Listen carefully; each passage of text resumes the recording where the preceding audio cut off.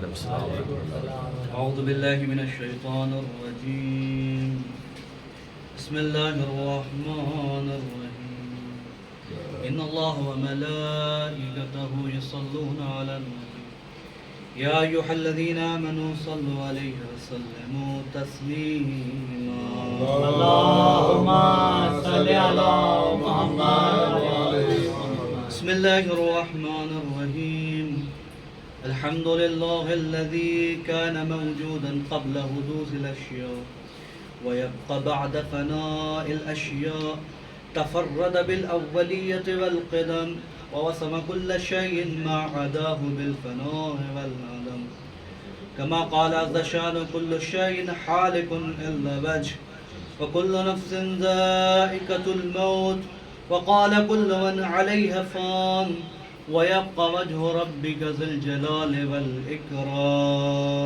اللهم صل على محمد وعلى محمد سبحان من لا يخفى عليه الاختلاف النية ولا يعظم عنه معصية في العباد معصية العباد في الخلوات سبحان الله الذي منه خلقة العباد وإليه المعاد فمن يعمل مثقال ذرة خيرا يره ومن يعمل مثقال ذرة شرا يره اللهم صل على محمد وعلى محمد بسم الله الرحمن الرحيم قال الله تبارك وتعالى في القرآن المجيد بقوله الحق عباد الرحمن الذين يمشون على الأرض حونا صلوات الله محمد اللهم صل على محمد عزیزان محترم برادران عزیز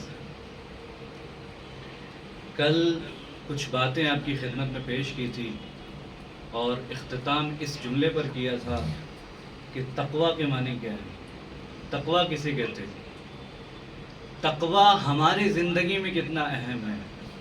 انشاءاللہ ایک دو باتیں یہاں سے آپ کی خدمت میں پیش کرنی اور آپ کے ذہن میں تمام کرنی۔ دیکھیے سورہ فرقان آیت نمبر 63 میں خود خداوند عالم ارشاد فرما رہا ہے، جس کی بھی میں نے تلاوت کی آپ کے سامنے، کہ تقویٰ وہ ہے کہ جو انسان اگر اپنا لے تو وہ زمین میں تواضع کے ساتھ اور دبے ہوئے پاؤں چلتا ہے۔ اور میں نے کل آپ کی خدمت میں ایک لفظ بھی بیان کیا تھا کہ تقویٰ سب سے پہلی منزل جو تقوی کی ہے وہ یہ ہے کہ انسان خود اپنی معرفت حاصل کر لے کہ انسان کی حیثیت اس کے نزدیک کیا ہے، دوسروں کے نزدیک اس کی حیثیت کیا ہے، خداوند عالم کے نزدیک اس کی حیثیت کیا ہے۔ جب تک وہ اپنی معرفت نہیں حاصل کرے گا اس کے اندر تقوی حاصل نہیں ہوگا۔ اس کی ایک وجہ یہ ہے کہ جب انسان کے اندر تقوی آ جاتا ہے تو انسان تواضع کے ساتھ ساتھ زمین پر چلنا شروع کر دیتا ہے، اپنے آپ کو حقیر جاننے لگتا ہے، اپنے آپ کو دوسروں سے کمتر جاننے لگتا ہے، اپنے آپ کو بالکل سب سے نیچا اور سب سے پست انسان سمجھنے لگتا ہے۔ کیوں؟ کیونکہ وہ اپنی حقیقت کو جان جاتا ہے۔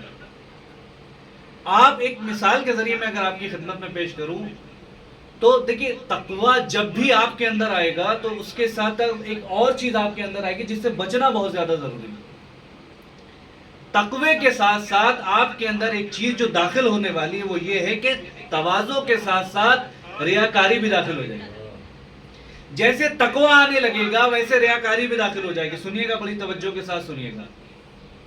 جیسے تقوی آیا آپ کے اندر، آپ نے سر جھکا کے چلنا شروع کر دیا، تواضع کے ساتھ ساتھ چلنا شروع کر دیا، دوسروں کے مال کو غصب کرتے تھے اس سے پرہیز کرنا شروع کر دیا، نماز اول وقت میں آپ نے پرہیز کرنا شروع کر دیا، دوسروں پر ظلم کرتے تھے اس سے آپ نے پرہیز کر لیا۔ جیسے تقوی آ رہا ہے اس کے ساتھ ساتھ ایک اور چیز آ جائے گی، ریاکاری۔ اگر آپ اس سے نہیں بچے تو گویا جتنے عبادات جتنے عمل آپ انجام دے رہے ہیں وہ سارا کا سارا بیکار ہے۔ ابھی مجھے پرویز صاحب کو دیکھ کر ایک جملہ یاد آ رہا ہے، یہ کیوں ہو رہا ہے کہ مقدس مقامات پہ آپ کو نیند آ رہی ہے؟ کل میں نے ایک جملہ آپ کی خدمت میں پیش کیا تھا، کتاب کا نام ہے کیا آپ جانتے ہیں؟ میں سے لفظ دہرا رہا ہوں چونکہ آپ کو کل بتا چکا ہوں۔ کیوں ایسی کیا وجہ ہے کہ مجھے مقدس مقامات پہ رہنے کا دل نہیں کر رہا، مجھے یہاں اچھا نہیں لگ رہا، نماز پڑھنے کی چاہ نہیں ہو رہی؟ اس کی ایک سب سے بڑی وجہ یہ کہ مولا کائنات فرماتے ہیں جس وقت تمہیں مقدس مقامات پر بیٹھنے کے بعد نیند کے جھونکے اونگ آئے یا بیٹھنے کی چاہت نہ ہو، اس وقت سمجھ لینا تمہاری روح بیمار ہے۔ اور روح کو قوی کیسے کریں گے؟ الا بذکر اللہ تطمئن القلوب، جب تک استغفار اور خدا کا ذکر نہیں کریں گے تب تک روح پاک ہونے والی نہیں ہے۔ انسان کمزور پڑ جاتا ہے تو اس کو غذا کی ضرورت پڑتی ہے، اور روح کی غذا کیا ہے؟ خود قرآن کہتا ہے اللہ کا ذکر، خدا کا ذکر۔ جب تک یہ نہیں بجا لائیں گے تب تک آپ ایسے ہی رہیں گے۔ جب بھی نماز کے لیے آ رہے ہو تو باقاعدہ آپ بیدار ہو گیا ہے کہ میں جا کس کے پاس رہا ہوں۔ اللہ نے وَجَعَلْنَا اللَّيْلَ لِبَاسًا، رات آپ کے لیے لباس قرار دیا تاکہ آپ آرام کریں، لیکن اگر آپ رات ہی جاگ کر گزار رہے ہیں تو پھر یہ آپ اپنے لیے اپنے اوپر ظلم کر رہے ہیں۔ کیوں؟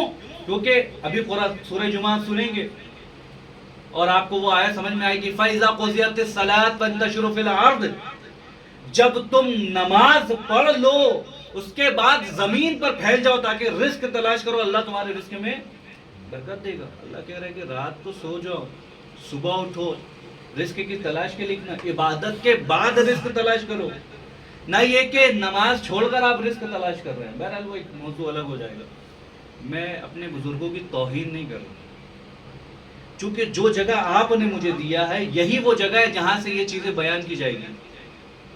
واللہ اس کے علاوہ اگر میں پرسنلی اگر کسی سے کوئی ذکر کروں تو کہا کہ آپ کون ہوتے ہیں بولنے والے، یہی وہ جگہ ہے کہ جہاں سے آج آپ چھوٹے ہونے کے باوجود میری بات کو سمجھ سکیں گے، سن سکیں گے۔ یہاں سے اترنے کے بعد میری باتیں سمجھ میں نہیں آئیں۔ تو جیسے جیسے تقوی آنے لگتا ہے ویسے ویسے ریاکاری بھی آنے لگتی ہے۔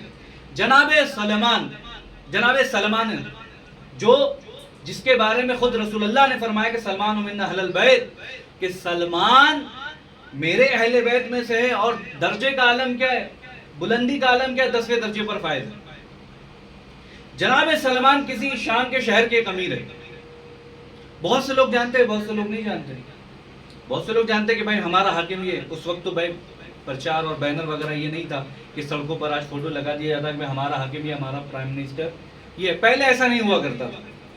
لیکن وہ امیر تھے، اور بعض ایسے امیر ہیں کہ جو اہل بیت سے قربت جن کو حاصل ہے ان کا عالم یہ ہے کہ وہ بزم میں بھی بیٹھا کرتے تھے لیکن کسی کو پتہ نہیں چلتا تھا کہ یہ اس شہر کے امیر ہے۔ بھائی خود رسول اللہ، جس راوی کہتا ہے کہ ایک بدو جب وہ آیا اور آنے کے بعد اس نے پوچھا کہ رسول تم میں سے کون ہے؟ کہا کہ رسول تو میں ہوں۔ کہا کہ آپ رسول ہونے کے باوجود غلاموں کے ساتھ ایسا بیٹھے کہ پتہ ہی نہیں چلتا کون غلام ہے کون رسول ہے۔ کہا اسلام اس چیز کو پسند کرتا ہے، خدا اس چیز کو پسند کرتا ہے کہ میں دنیا میں زندگی ایسے گزاروں کہ جیسے غریب طبقہ زندگی گزارتا ہے۔ مولا کائنات سے کسی نے پوچھا یا علی موٹے موٹے لباس پہنتے ہیں، ہمارے الفاظ میں اگر میں آپ کو سمجھانا چاہوں تو بورا جو ہوتا ہے نا، چاول کا بورا بستہ وغیرہ، ویسے ویسے لباس پہن لو جو خوردرا لباس جو لوگ پہنتے تھے، مولا کائنات وہ لباس پہنتے تھے۔ لیکن جب قمبر کو لباس دینا رہا تو مہنگے لباس دیے۔ کسی نے پوچھا یا علی آپ کو زیب دیتا ہے، آپ اس جگہ کے حکیم ہیں، آپ اچھا لباس پہنیے، آپ قمبر کو کیوں مہنگا لباس دیتے ہیں؟ تو مولا فرماتے قمبر جوان ہے، میں بوڑھا ہو گیا، لہٰذا مجھے یہ زیب دیتا ہے کہ میں اپنے عمر کے اعتبار سے یہ لباس پہنوں۔ تو کیا آپ کو سجنا سورنا بڑھاپے میں منع کر دیا مولا کائنات نے؟ نہیں۔ مولا علی نے فرمایا کہ دیکھو جب بھی مقدم کرنا ہو کسی دوسرے کو تو قیمتی شے پر مقدم کرو، اپنے سے جب کسی کو مقدم کرنا ہو تو اس کو اچھی چیز دیا کرو۔ ایسا نہ ہو کہ گھر میں پرانی پھٹی چیز رکھی ہو تو آپ نے اٹھا کے دے دیا۔ اور عالم بھی یہی ہوتا ہے کہ جب کوئی سائل سوال کرنے آتا ہے تو ہم اس کو اپنے گھر سے سب سے بیکار چیز یا جو یوز میں نہیں آ رہی ہوگی، جو چیزیں استعمال نہیں ہو رہی، وہی چیز اٹھا کے دے دیتے ہیں۔ آپ درس لیجئے شہزادی سے، آپ دیکھیے کہ شہزادی اپنی زندگی میں کیا عمل انجام دے رہی ہے۔ شادی کا جوڑا، کسی نے سوال کر دیا بیوی کچھ کھانے کو نہیں ہے، کچھ پہننے کو نہیں ہے۔ بیوی شادی کے جوڑے جو کہ پوری دنیا میں ہر لڑکی کو اپنا شادی کا جوڑا پسند آتا ہے، شادی کا جوڑا اٹھایا، اٹھا کے دے دیا ساحل کو۔ جب رسول اللہ نے پوچھا بیٹی ساحل کو کیا دیا؟ کہا بابا خدا کی بارگاہ میں نے وہ چیز دی ہے کہ جو میرے نزدیک سب سے زیادہ پسندیدہ تھا۔ رسول اللہ نے پوچھا بیٹی یہ کیا کر دیا؟ یہ تمہاری نشانی تھی، یہ تمہیں یاد دلاتی تمہیں ان حسین لمحوں کے جو علی کے ساتھ ساتھ آپ نے گزارے ہیں۔ کہا کہ بابا علی سے بھی بہتر میرا خدا ہے، اگر مجھے یاد ہی کرنا ہے تو میں خدا کی عبادت کو یاد کروں گی، میں خدا کی نعمتوں کو یاد کروں گی کہ جو خدا نے مجھے دیا۔ بابا یہ فضیلت کس کو حاصل ہے کہ رسول کی بیٹی بن جائے؟ یہ سوائے زہرا کو کسی کو حاصل نہیں ہے۔ بابا اللہ نے مجھے وہ شرف دیا، میں اس کو یاد کروں گا۔ بس عزیزان محترم، سلمان کسی شہر کے امیر ہیں، جا رہے تھے کہ ایک بندے کو دیکھا راستے میں کھڑا ہے، کچھ سامان زیادہ لے کر، اپنے وزن سے زیادہ، جتنا وہ اٹھا سکے اس سے زیادہ سامان لے کر کھڑا ہے۔ اس کو معلوم نہیں کہ سلمان نہیں۔ قریب آئے، آنے کے بعد کہا کہ بھائی اگر اجازت ہو تو یہ سامان تمہارے گھر تک پہنچا دوں۔ وہاں پہ مجھے تو حمال کی ضرورت تھی، مجھے تو کولی کی ضرورت تھی، اگر تم اٹھا سکو تو کچھ اجرت تمہیں دے دوں۔ مجھے بتائیے کائنات یا کچھ اس شہر کا امیر ہے، بلکہ یوں کہہ دوں کہ وہ بھی کائنات کا امیر ہے، کہ جس کا امیر ہی خود کائنات کا امیر ہے، جس کے اختیار میں پوری کائنات ہے۔ سلمان کے اختیار میں کم سے کم دنیا کے تو اختیارات ہے، علی کے اختیارات آسمان میں بھی ہے، زمینوں پر بھی ہے۔ علی وما تشاؤون الا یشاء اللہ کی منزل پر قائم ہے، لیکن سلمان کے لیے اتنا تو سمجھ سکتے ہوں گے کہ اس کو دنیا کے اختیارات حاصل ہے۔ آنے کے بعد سامان اٹھا دیا، سامان لاد کر جب جانے لگے تو جو شخص پہچانتا تھا اس نے کہا مولا السلام علیکم ورحمۃ اللہ وبرکاتہ۔ مولا یہ کیا کر رہے ہیں؟ اپنے اعتبار سے جو آقا کہہ رہا ہے وہ مولا کے معنی یہاں آقا کہہ رہا ہے۔ مولا آپ کیا کر رہے ہیں؟ آپ امیر ہو کے سامان اٹھا رہے ہیں۔ اب اس شخص کو معلوم نہیں تھا کیا کہہ رہے ہیں، بھائی امیر ہے اس شہر کے، یہ حاکم ہے اس شہر کے۔ اب جیسے اس کو پتا چلا تو وہ کانپنے لگا اور بالکل حرکت میں آگے قدموں میں گر کر سلمان معاف کر دیجئے، مجھے نہیں معلوم تھا آپ حاکم ہیں، اور آپ اور یہ تواضع۔ کہا کہ میں جس کی صحبت میں رہتا تھا یہ تواضع اس سے حاصل کیا، جس کے بزم میں بیٹھتا تھا یہ تواضع اس سے حاصل کیا، جس کی قربت مجھے حاصل ہے یہ تواضع اس سے حاصل ہے۔ میرا مولا ایسا تھا تو میں ایسا ہوں۔ ایک مرتبہ سلمان نے کہا کہ دیکھ اللہ نے تکلیف اٹھانے کو کہا ہے اپنے اہل و عیال کے لیے، لیکن تکلیف مالا یطاق نہ ہو جائے۔ اللہ تجھے تیری تکلیف تیری حیثیت سے زیادہ نہیں دیتا، لیکن جب تو بھی کسی تکلیف کو اٹھا رہا ہے تو اپنی حیثیت سے زیادہ مت اٹھا۔ سامان بقدر ضرورت اتنا ہی لے جا جتنا تجھے استطاعت ہے، تاکہ کسی حمالی کی ضرورت نہ پڑے۔ اپنا بوجھ خود اٹھایا کرو، آسان لفظوں میں کہہ دوں، اپنا بوجھ خود اٹھایا کرو، دوسروں کی ضرورت نہ پڑے، تاکہ خدا کے نزدیک مقرب بن جاؤ جیسا خدا چاہتا ہے۔ کہ صلوات علی محمد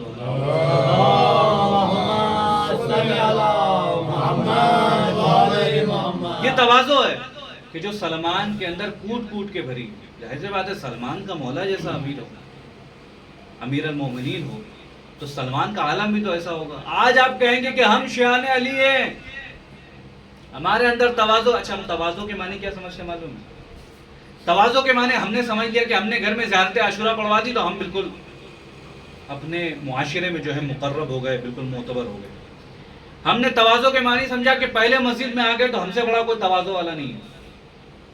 ہم نے تواضع کے معنی یہ سمجھے کہ ہم نے کسی کی مدد کر دی تو ہم سے زیادہ کوئی معتبر نہیں ہے۔ خدا قسم اسی چیز سے بچنا ہے، جیسے یہ چیزیں آئیں گی ویسے ویسے ریاکاری بھی شامل ہو جائے گی۔ اچھا یہ بندہ گزر رہا ہے، سلام کر دیا کسی نے، سینہ کو تان لیا ذرا، پھر کسی نے سلام کر دیا تو داڑھی واڑی میں بالکل ہاتھ وات، اسی چیز سے بچنا ہے۔ پھر اسی لمحہ سے گزر رہے ہیں اور یہ سوچ کر گزر رہے ہیں کہ جیسے ہم ایرانی قبیلے کے پاس سے گزرتے ہیں تو لوگ مجھے دیکھ کر سلام کرتے ہیں، بھائی ہمارا عالم ہے۔ ساتھ میں 2 لوگوں کو اور لے لیا آپ نے، ابھی دیکھو وہاں سے جب سلام آئے گا تو عالم کیا ہوگا۔ اتنا مجھے معتبر جانتے ہیں یہ لوگ۔ اس چیز سے بچیے، اس تواضع سے بچیے۔ اہل بیت اس تواضع کا ذکر نہیں کرتے۔ میں اسی کے ضمن میں ایک واقعہ آپ کی خدمت میں پیش کروں۔ بنی اسرائیل میں ایک شخص بہت عبادت گزار ہے، اور بنی اسرائیل میں جتنے مقدس مقامات ہیں ان تمام جگہوں پر اس نے عبادتیں کی ہیں۔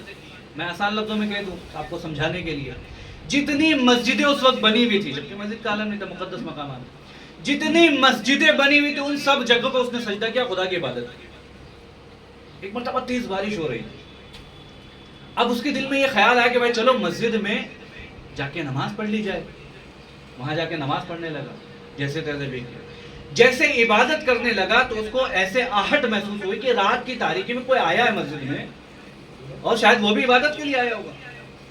اب اس کے دل میں یہ خیال آیا کہ جیسے وہ مجھے اس عالم میں دیکھے گا تو معاشرے میں میرا جو پرچار کر دے گا، چرچا کر دے گا کہ بھائی فلاں آدمی اتنی بارش میں بھی رات میں مسجد میں عبادت کر رہا ہے۔ اب وہ بہرحال عبادتیں اور لمبی طویل کرنے لگا اور دعائیں لمبی لمبی پڑھنے لگا، عبادت کرنے لگے۔ اور سنیے گا، اپنے وجود میں اس چیز کو کھنگالیے گا، کہیں ایسا تو نہیں ہے کہ ہمارے ساتھ وہ چیزیں ہو رہی اور ہمیں احساس بھی نہ ہو۔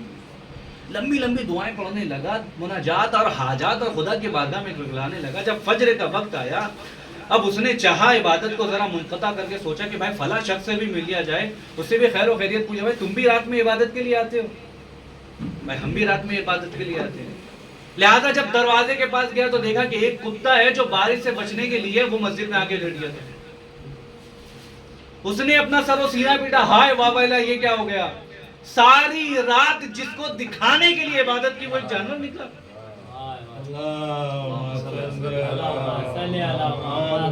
ساری رات جس کے لیے عبادت کی وہ ایک جانور نکلا۔ تو عزیزان محترم، آپ اپنے وجود میں کھنگالیے، یہ مجلس، یہ نظر و یہ نیاز، یہ حسین کی راہ میں خرچہ کہیں ایسا تو نہیں ہے کہ ہم نے کسی دوسروں کو دکھانے کے لیے یہ چیزیں انجام دی؟ بہت اچھے۔ کہیں ایسا تو نہیں ہے کہ ہم شہزادی کو راضی کرنے کے بجائے ناراض کر دے رہے ہیں؟ شہزادی آپ سے کیا چاہتا ہے؟ دیکھیں مقصد سمجھیے، شہزادی فرش اعظم میں کیا چاہتا ہے؟ شہزادی چاہتی ہیں 2 قطرے آنسو میرے بچے کے لیے باہر، صرف 2 قطرے۔ شہزادی فرماتی ہے اگر تم نے 2 قطرے نہ بھی بہائے، جب بھی میرے بچے کا نام آئے تم رونے جیسا منہ بنا لو، میں تم سے یہی چاہتی ہوں۔ یہاں تک کہ راوی کہتا ہے کہ اگر تم رو بھی نہیں سکتے اور رونے جیسا منہ بھی نہیں بناتے، تمہارا دل زیادہ سخت ہو گیا تو اپنی نظروں کو حسین کے نام پہ جھکا۔ شہزادی نے وعدہ کیا جنت تک پہنچا۔ عزیزان محترم، کیا ہو گیا ہمارے مجمع کو، ہمارے معاشرے میں، ہمارے شیعوں کو کیا ہو گیا؟ آج رونے کے لیے پیسے دے کر بلائے جاتے ہیں۔ مجلسوں میں آپ کو چیخ کر رونا ہے تو آپ کا ہدیہ یہ، بخدا قسم منبر سے پوری ضمانت کے ساتھ پڑھ رہا ہوں، میں نے حیدرآباد میں بھی زندگی گزارا ہے۔ ایک ذاکر آئے گا، وہ اپنا رونے والا ساتھ لے کر آئے گا اور وہ چیخ کر اس لیے روئے گا۔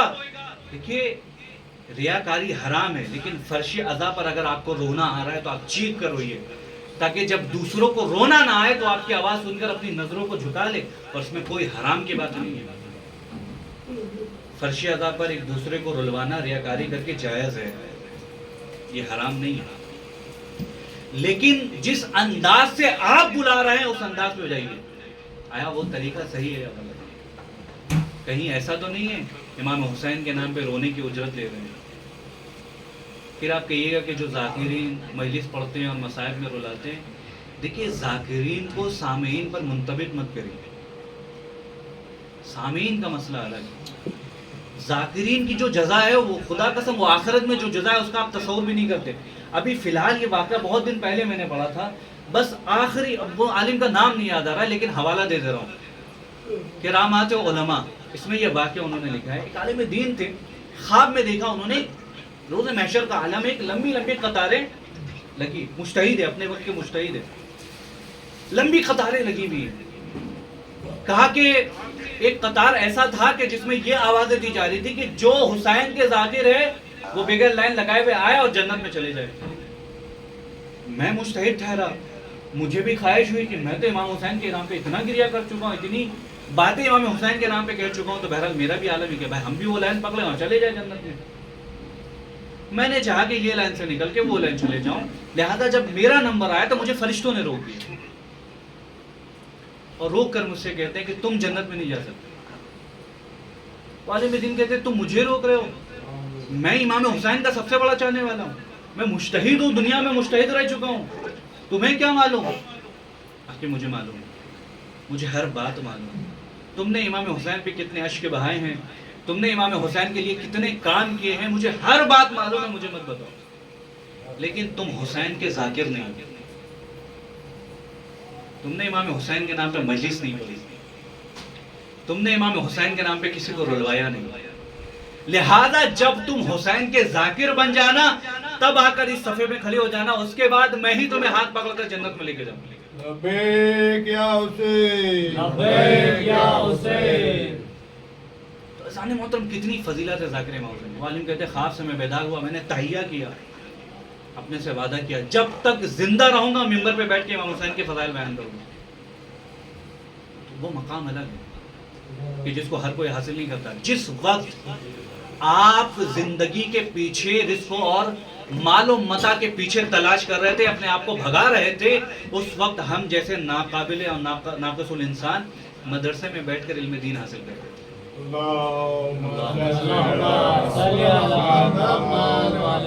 جس وقت آپ دنیا تلاش کر رہے تھے اس وقت ہم دین تلاش کر رہے تھے. لہٰذا کہیں نہ کہیں مرتبہ زیادہ ہے, عالم کا مرتبہ بہت زیادہ ہے. ایک چھوٹی سی روایت بات کو ختم کروں, بہت سی باتیں آپ کی خدمت میں پیش کرنی تھی, چونکہ اب بات نکل گئی ہے تو بہرحال اسی کے ذمہ میں. تواضع اور ریاکاری ان چیزوں سے بچیے گا. روایت ہے اور یہی کتاب ہے, اور اس کے شروع کے مقدمات میں یہ واقعات آپ کو مل جائے. ایک عالم ہے, کہہ رہے ہیں کہ جب وہ پل صراط سے گزرے گا تو پل صراط سے گزرے گا تو اس کی ابا جو ہے نیچے لٹکی رہے گی. میں نے زہرا پیلس میں یہ واقعہ بیان کیا تھا, ابھی بات آ گئی تو آپ کی خدمت میں بیان کروں. اس کی جو ردا رہے گی وہ پل صراط پہ لٹکی رہے گی. تو کچھ لوگ اس ردا کے یعنی ردا کو پکڑ کر جو ہے لٹک جائیں گے اور وہ اس سے فریاد کہیں گے کہ بھائی تم جنت میں جا رہے ہو, لیکن عالم جو نیک ہو, جو عالم باعمل ہو, ہم جیسے کو تو ہم کو تو نہیں معلوم کہ جنت میں جانا ہوگا یا نہیں ہوگا. بہرحال جنت تلاش مت کریے, امام تلاش کریے. امام کو تلاش کریے. امام زمانہ کہاں ہے؟ جنت وہی ہے. اگر امام کی صحبت مل گئی تو خدا قسم جنت آپ کو مل جائے گی. جنت کی اس لیے خواہش نہیں ہے. ابھی مجھے دیکھیں یہ بات کہہ دینا آسان ہے, لیکن پھر بھی آپ کی خدمت پیش کر رہا ہوں. جنت کی خواہش مجھے ابھی فی الحال اس لیے نہیں ہے کیونکہ میں ریاض الجنہ میں نماز پڑھ کے آ رہا ہوں. مسجد نبوی کا ممبر اور روضہ رسول کے جو بیچ کا حصہ ہے یہ جنت کا ٹکڑا ہے جسے ریاض الجنہ کہتے ہیں. مجھے اب جنت کی خواہش نہیں ہے, میں نے زندگی میں جنت میں نماز پڑھ لی. لیکن جنت تلاش مت کریے, جنت کا مالک تلاش کریے. آپ جنت تلاش کرنے جائیں گے شاید وہاں تک نہ پہنچ سکے, لیکن اگر مالک کی خوشامد ہو گئی نا, مالک کی اگر سفارش ہو گئی نا تو جنت خود بخود پہنچ جائیں گے. تو ایک عالم جب گزر رہا ہوگا تو اس کے کچھ لوگ دامن پکڑ لیں گے اور کہیں گے بھائی مجھے بھی جنت لے چلو. وہ پروردگار عالم کے بارگاہ میں کہے گا کہ بار الہ یہ لوگ کہا کہ اگر تمہیں سمجھ میں آتا ہے کہ ان لوگوں کو جنت میں جانا چاہیے تو جاؤ اٹھاؤ اور جنت میں لے جاؤ. 70 لوگ جنت میں چلے جائیں گے. واقعہ موجود ہے, اپنی طرف سے نہیں بولا. 70 لوگ جنت میں چلے جائیں گے. یہاں تک کہ پھر وہ جب گزرے گا کسی مقام پہ تو کچھ لوگوں کی آواز آئے گی کہ بھائی مولانا میں آپ کی مجلسوں میں بیٹھا کرتا تھا, آپ کی مجلسیں سنتا تھا, مجھے بھی جنت میں لے کے جائیے. اب وہ پھر فریاد کرے گا خدا کی بارگاہ میں اور خداوند عالم سے کہے گا کہ پروردگارہ یہ سفارش کرے مجھ سے تو کیا میں لے جاؤں. تو پروردگار عالم کہیں گے چاہو تو لے کے چلے جاؤ. اب وہ اٹھائے گا ایک ایک کو چن چن کے جنت میں لے کے جائے گا. یہاں تک کہ جب وہ جنت میں داخل ہو رہا ہوگا تو ایک آواز ایسی آئے گی, مولانا جی میں نے آپ کو دیکھا نہیں ہے, میں نے کبھی آپ سے ملاقات نہیں کی, لیکن جیسے آپ کی تعریف میں نے سنی تھی کہ آپ مجلس امام حسین کے نام پہ بڑا اچھا پڑھتے تھے, آپ کا اخلاق بڑا اچھا ہے, لہذا جیسے میں نے یہ سنا تھا آپ سے میں نے محبت کر لی تھی. اللہ کہے گا چونکہ یہ تم سے محبت کرتا ہے لہذا تم چاہو تو اس کو بھی جنت میں لے کے چلو. ایک عالم کتنے لوگوں کی سفارش کر رہا ہے, ایک عالم کہ جس کی کوئی حقیقت نہیں ہے. دنیا میں یقیناً وہ بہت معتبر ہو لیکن مرنے کے بعد تو اس کی کوئی حقیقت نہیں ہے نا. وہ تو خود اہل بیت علیہ السلام کی شفاعت کا جو ہے بالکل حقدار ہوگا, لیکن امام حسین کی شفاعت کا جو محتاج ہوگا وہ جب جنت میں جا رہا ہے تو کتنے لوگوں کو ساتھ لے کر جا رہا ہے. تو عزیزان محترم توجہ کریے کہ جو امام اہل بیت سے محبت کر رہا ہے وہ جنت میں کتنے لوگوں کو ساتھ لے کر جا رہا ہے, لیکن جو خود مالک جنت ہے, جو مالک جنت و النار ہے, اب وہ جنت میں جا رہے ہیں تو سوچیں اپنے سے کتنے لوگوں کو لے کے جائیں گے.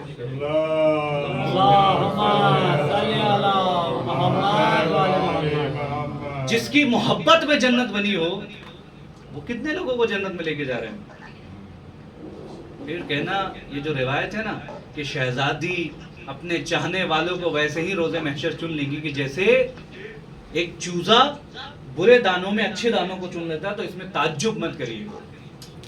جب ان کے چاہنے والوں کا عالم یہ ہے تو خود ان کا عالم کیا ہوگا وہ آپ تصور بھی نہیں کر سکتے. اور یاد رکھیے آپ کا کام ہے صرف عزاداری امام حسین کو خلوص کے ساتھ منانا. معرفت تو آپ زندگی میں حاصل نہیں کر سکتے. امام حسین کی معرفت خدا قسم آپ حاصل نہیں کر سکتے، اور وہاں تک پہنچنے کی بھی کوشش مت کریے. فقط من مات علی حب آل محمد ماتا شہید، اگر یہ منزل پر بھی اگر آپ آ گئے تو آپ کے لیے کافی ہے. امام حسین کو دنیا آج تک سمجھ نہیں پاتا، تو ہماری اور آپ کی کیا قصہ. ایک بار جو فرشتہ امام حسین کے روزے کی زیارت کر لے، زندگی میں کبھی پلٹ کر وہ روزے تک نہیں آتا. تو سوچئے اللہ نے طواف کے لیے کتنے ملائکہ خلق کیے ہوئے. آپ حسین کی معرفت کا اندازہ لگائیں گے. اپنی ماؤں کو دعائیں دیتے رہیے کہ اہل بیت کی محبت انہوں نے گھٹی میں پلا دیا. یہ تو خدا قسم حسین کہاں تھے ہم کہاں تھے، یہ عزاداری کہاں تھی اور ہم کہاں تھے. عزاداری امانت ہے آپ کے پاس، اس میں خیانت نہ کریے گا. جس طریقے سے آپ کو ملا ہے اپنے بزرگوں سے، اسی طریقے سے اپنے بچوں تک منتقل کریے گا، خیانت نہ کریے گا. عزاداری امانت ہے امام سجاد کی. اور مجلس ہے انشاءاللہ میں ہی اس کو خطاب کرنے والا ہوں. آپ آئیے تو میں آپ کو فضیلت امام سجاد بتاتا ہوں. جس طریقے سے ایک نایاب تحفہ اہل بیت نے آپ کو دے دیا، دنیا میں کسی کو نہیں دیا. خدا قسم پوری دنیا اس عزاداری کا محتاج، اس عزاداری کی محتاج ہے، لیکن ان کو عزاداری نصیب نہیں ہے. آپ کو نصیب ہے تو جس طریقے سے چاہیں عزاداری کرے، لیکن اس میں تفرقہ پیدا نہ کرے. میری مجلس سے تمہیں آنے کی ضرورت نہیں ہے، کیونکہ تمہارے میرے روابط اچھے نہیں ہیں. کب آپ کی مجلس ہو گئی؟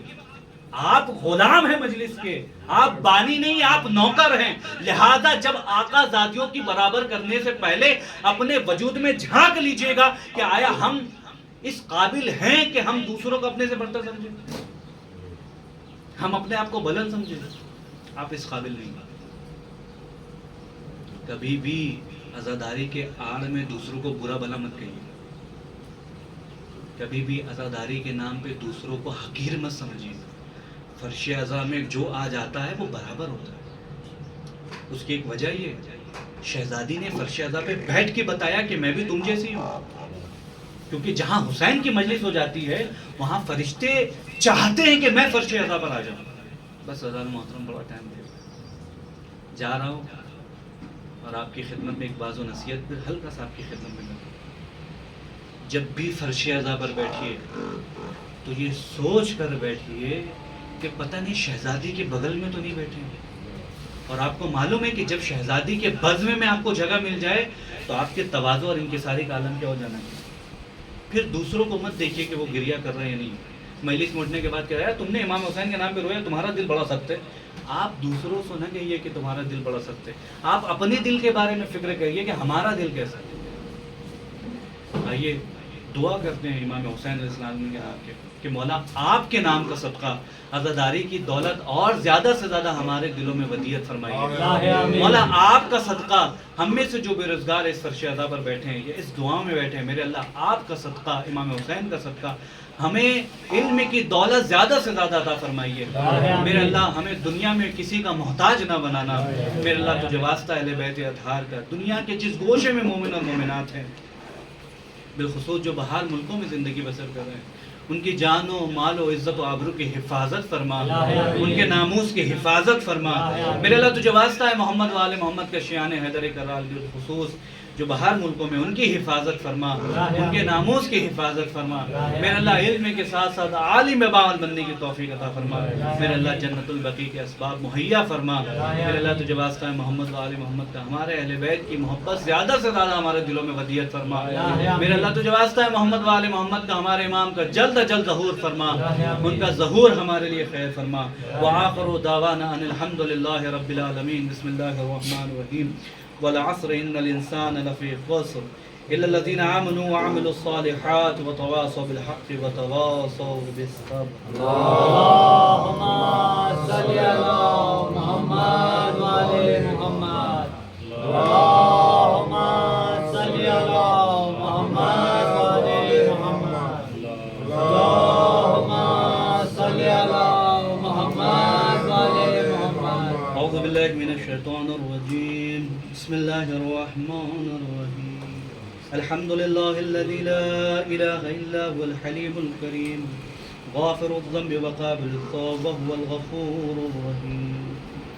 سبحان من سبقت رحمته غضبه بسط اليدين بالرحمة سبحان من لم يكلف نفسا إلا دون عصيها وعفى عن السيئات ولم يجاد بها سبحان من لا يزداد على معصية العباد إلا كرم وجودا وعلى كثرة الذنوب إلا عفوا وصفحا نشهد أن لا إله إلا هو العطوف على العباد بجوده والأفواد على المذنبين بعلمه ونشهد أن محمدا نبيه وحبيبه سيد المرسلين وشفيع المذنبين بعثه رحمة للعالمين صلى الله عليه وآله الداعين إلى سبيل الله بالحكمة والموعظة الحسنة قائدة الأمم وأولياء النعم معدن الرحمة أوصيكم عباد الله بالتوبة عما سلف من ذنوبكم والعنابة عن الأوزار التي أسخلت ظهوركم فإنه تعالى كريم بكم يرون عليكم يقبل اليسير ويعفو عن الكثير قال الله تعالى وقوله الحق توبوا إلى الله توبة نصوحا عسى ربكم أن يكفر عنكم سيئاتكم ويدخلكم جنات تجري من تحتها الأنهار وقال قل يا عبادي الذين أسرفوا على أنفسكم لا تقنطوا من رحمة الله إن الله يغفر الذنوب جميعا إنه هو الغفور الرحيم ألا قد أمركم الله في محكم كتابه بالصلاة على نبيه وحبيبه فقال تعليما وتشريفا لصفيه إن الله وملائكته يصلون على النبي يا أيها الذين آمنوا صلوا عليه وسلموا تسليما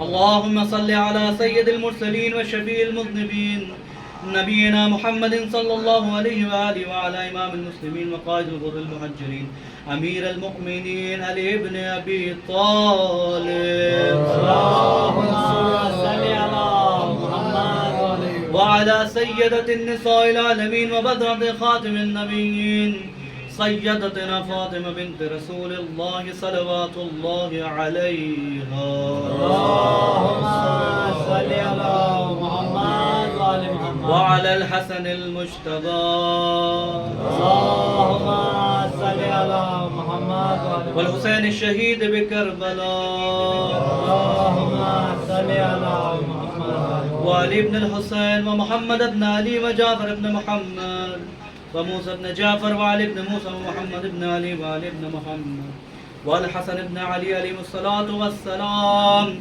اللهم صل على مولانا صاحب العصر والزمان اللهم صل على محمد وعلى محمد ما هي صار البداية والطغيان حادم أبنية الشرك والنفاق حاصل الفرو البغي والشقاق صلوات الله عليه والسلام عليه وعلى آباء الكرام ما اتصلت ليالي من أيام اللهم أجل فرجه والساحل مخرجه إن الله وملائكته يصلون على النبي يا أيها الذين آمنوا صلوا عليه وسلموا تسليما